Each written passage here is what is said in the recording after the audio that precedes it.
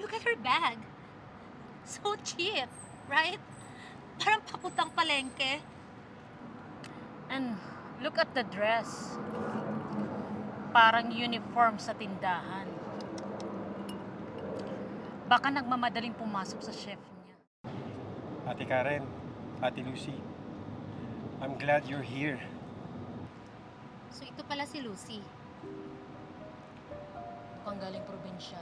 Nasanay yata sa karinderya. Ate Karen, Ate Sugar, meet my girlfriend, Lucy. Hi po. Nice to finally meet you. Ako'y girlfriend? Sigurado ka ba? Para ka lang kumuha ng galing probinsya. Tapos ginawa mong +1.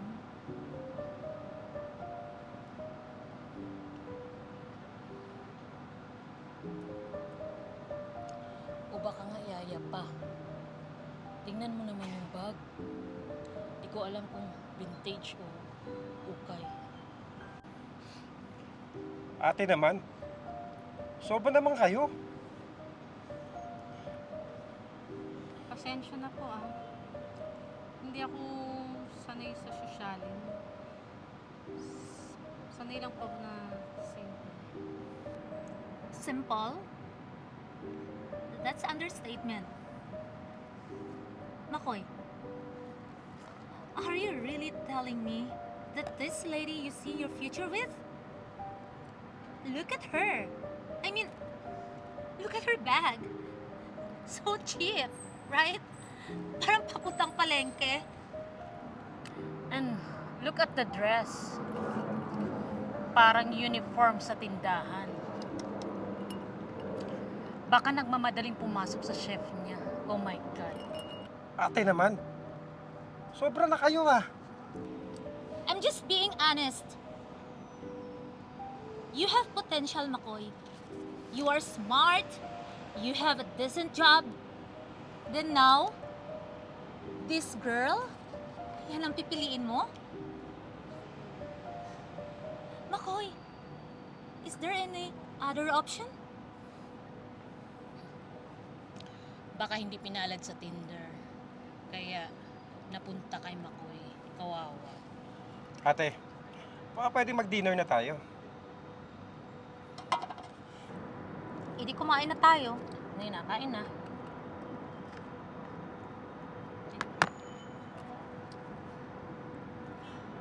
Anong trabaho mo, Lucy? Volunteer nurse po ako sa community health center. What? Volunteer? So, ibig sabihin niyan wala kang sweldo.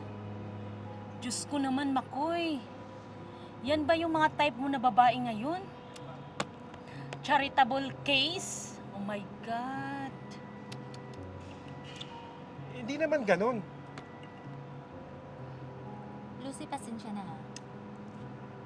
Diretsahan akong tao. Kami ng kapatid ni Makoy. Hindi ka namin gusto para sa kanya.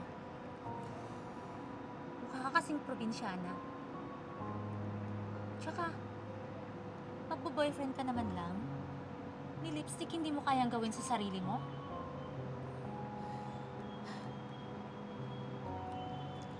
Hindi ka marunong mag-ayos. Diba? Mas gusto ko po kasi yung maging totoo kaysa magkunwari. Ay, wow. Ganyan ang mga linyahan ng mga babaeng kulang sa self-esteem. Makoy, please lang. Ilang buwan na ba to? Almost 1 year na kami. 1 year? At dito mo pa talaga pinakilala sa amin sa public place, Makoy? My God! Para ano? Para hindi ka namin masabihan? Makoy, listen. You deserve better. Ate Karen, naiintindihan ko naman yung concern niyo. Pero, minahal ko si Makoy.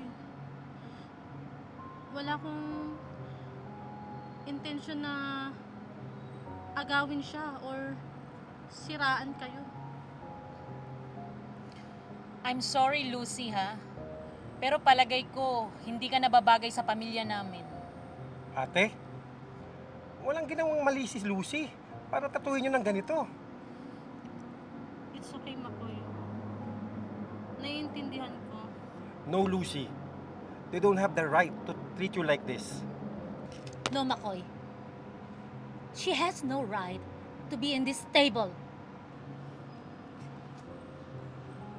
Salamat po sa oras niyo. Hindi ko po hangad ang gulo. Lucy, please. I understand po you. I just want to meet your family.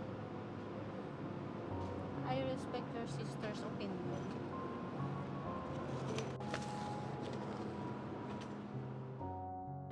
Mga ate, bago kayo umalis, tingnan nyo muna to. Ano na naman to? Hoy, anong drama yan?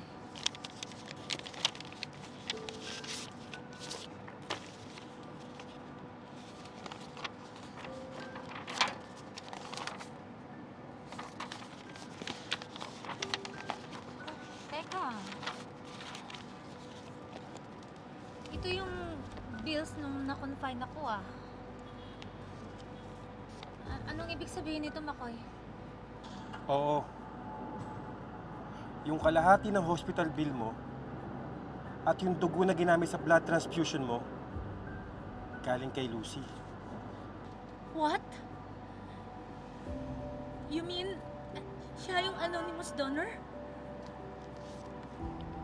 What? Yung sinabihan natin na walang class? Oh my God! Hindi niya sinabi. Ayaw niya ipaalam. Pero ginawa niya. Kahit hindi ka pa niya kilala. Kahit hindi naman niya obligasyon. Kasi gusto niyang gumaling ka. Dahil ayaw niya ako mawala ng ate. Si Lucy. Akala ko user siya. Siya palang dahilan kung bakit hanggang ngayon. Buhay pa ako?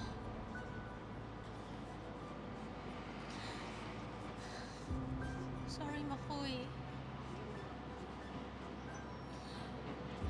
Pakasama ako. Pakasama natin. Hinusgahan natin yung tao agad.